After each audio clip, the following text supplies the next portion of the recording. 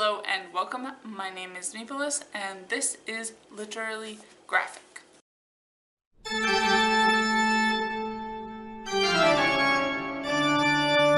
And today we are going to be looking at a bit of an extended introductory view of the manga series My Love Story! Exclamation point, which is actually a collaboration, as it were, which I don't read too many manga collaborations. It's not like wholly unheard of, obviously, but it's still a bit of an unusual occurrence in my reading life. It is actually written by Kazune Kawahara with art by Aruko. Apparently Kawahara also did High School Debut, which I was not necessarily hugely drawn to previously, but based on my experience with My Love Story so far, my interest is piqued a bit more. Any thoughts on that series? Should I read it? Should I not read it? Do you guys enjoy it? Would be nice. Some of my more longer time subscribers may catch if pay attention to all of my videos. I did initially read the first couple volumes of this series last year, looking back through my videos. I think it showed up in some wrap-up videos because I was doing more weekly wrap-ups at the time. Kind of wanted to both reread this series to get my head on straight about it, but then also just to make more book specific or series specific, I guess, in the case of manga, video for it, just because that's just how I like to roll these days. Plus, I really was enjoying this series and I wanted to give it all the emphasis and recommendation power that I could. Now, upon rereading the first 4 volumes of the series, I will start off with a simple summation of my feelings. Namely, that I really am enjoying these books.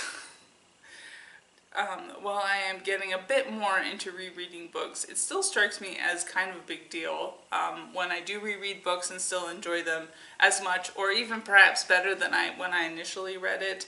I was pretty skeptical going into this series initially about how quote-unquote woke it may be, but since I already had a lot of confidence going into the reread, there was a bit more enjoyment to be had. As a person who has perhaps read and enjoyed a bit too much problematic shoujo manga in my wayward youth, this series really stands apart for me.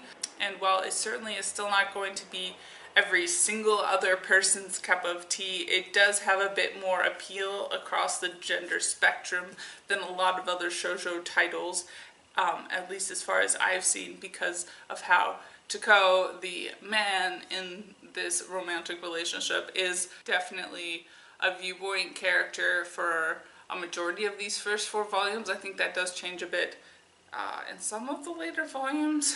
There's definitely, I feel like, more here for a lot of dudes than a lot of other shoujo manga that I've read. And as a rabid SJW feminist, unlike many other shoujo titles I have enjoyed previously, this series so far really effortlessly points in the direction of more progressive and healthy relationships without coming across as terribly preachy, which I try and keep in mind whenever my SJW-ness is piqued, because of how, things that I will enjoy. I try to stay a bit objective, just to make sure I'm not recommending things that are really niche. Even though I think we should all be SJWs. The general way in which this has been played out is first either Taiko or Yamato will think or voice something that strikes cynical old me as more than a little cliche and probably slightly at least problematic. Then this idea will be tested in some way, generally pretty low stakes, that leads them to grow as people. Even that way of explaining it could sound a bit heavy-handed, and maybe it is to some people, but overall the series is so generally upbeat and positive that I can't really see it. As I said, it's like super low stakes, and none of these characters ever take offense at having to grow, so again, I think that helps it be such a chill series, man. But still involve a lot of character growth. Another point that helps with the not preachiness that I would frankly be totally out of line not to bring up is Aruko's art, which really stands out for me as super expressive in comparison to many other manga I've read. From the very start, Aruko is sending us, the readers, visual comments about what has been scripted, especially when it comes to Tako's expressions, which are always hugely exaggerated to a hilarious degree.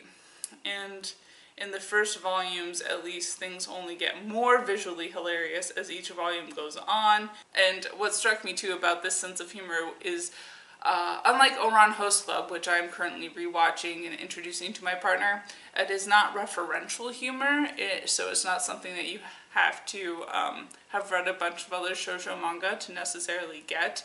I feel like it's just fairly everyday humor and a bit more physical humor, but not necessarily in a fart sort of way either, because that sounds like fart jokes. Not that there's anything wrong with a well-planned fart joke, I guess, but it's much more physical comedy. And I did make a note that I'm pretty sure Aruko probably enjoyed Roadrunner cartoons at some point, because that's kind of what it reminded me of at times. There's also some pretty hilarious ways in which Takao, who's a fairly manly man, is sexualized in some pretty funny ways. As someone interested in how gender and relationship play out in comics, overall this series has proven itself to be a treasure trove of ideas about how to present these things better, and I shall try and outline this in a bit more detail once I finish up. Having already lost track of one read-through, I have been doing write-ups for each volume as I go through, and you can certainly follow that on Goodreads or Twitter, I suppose, because all my Goodreads stuff automatically posts to Twitter. Yeah, there's just a lot of interesting ways in which gender is presented and played with.